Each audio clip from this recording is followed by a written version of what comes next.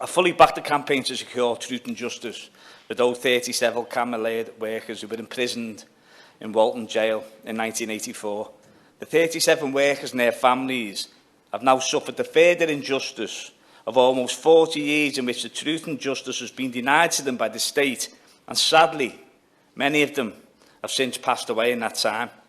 These workers were deliberately targeted in order to try and break the industrial action to save the shipyard and hundreds of jobs they were partaking in. And as a part of the state's attempt to demoralise all these workers taking strike action across the country at the same time, we saw the same modus operandi at Shrewsbury, Orgreave, with the state using brutal tactics to break industrial disputes, then implementing a cover-up to deny the victims the justice they deserve. And it's only through the remarkable efforts of campaigners like we see before us today, but also the likes of Irene Turnbull and all involved in the Shrewsbury 24 with the fight for justice that they eventually won last year. But as we're here today, Cammell Laird and Orgreave are still denied that justice. The industrial action at Cammell Laird happened against the backdrop of rapid deindustrialisation by the then Thatcher government.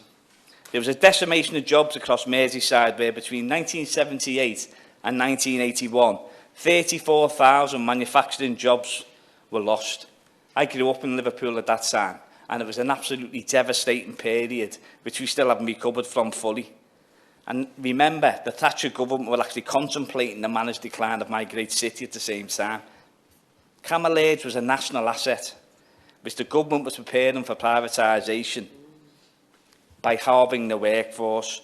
Then in 1984, 1,000 more planned redundancies were announced and the strike and occupation took place in response. The targeting of trade union members at Cammell Laird was truly despicable and culminated in an injunction seeking to remove strikers occupying the rig, enforced by the police, and then the arrest and months' imprisonment of 37 workers at Walton Jail, a Category A prison which they all suffered greatly.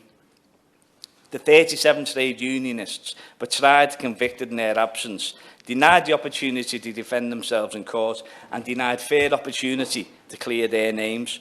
Once released, the Cammell Laird 37 never worked at the shipyard ever again. They were blacklisted, they lost their redundancy and prison pension rights. By standing up for the future of their communities, they were punished by the state with the effects lasting a lifetime.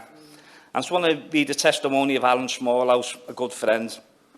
In 1984, I was a 19-year-old apprentice at Cammell Laird. Myself and one other apprentice, Dave Griffiths, refused to cross the picket line and join the strike. Dave and I were sacked for refusing to attend work. I struggled for many years to find work. I applied for many jobs, welding courses, but was always unsuccessful. Eventually, I retrained as an electrician and found work in shop fitting and on building sites in London away from the northwest. Unfortunately, Dave passed away 10 years ago. That's the devastating impact of actually standing up for communities and fighting for the trade union. Truth and justice is still being denied almost 40 years later. In 2014, the European Parliament ruled that the British government had no basis for the convictions and they should apologise and enumerate the 37 pickets. Nothing has been done to this day by the government. Appallingly, no records that relate to the policing of the dispute, British shipbuilders' handling of industrial relations or the government's response have been published. This is despite European Parliament Petitions Committee, who almost a decade ago called on the UK government to release all relevant papers and information to allow justice for the Laird strikers.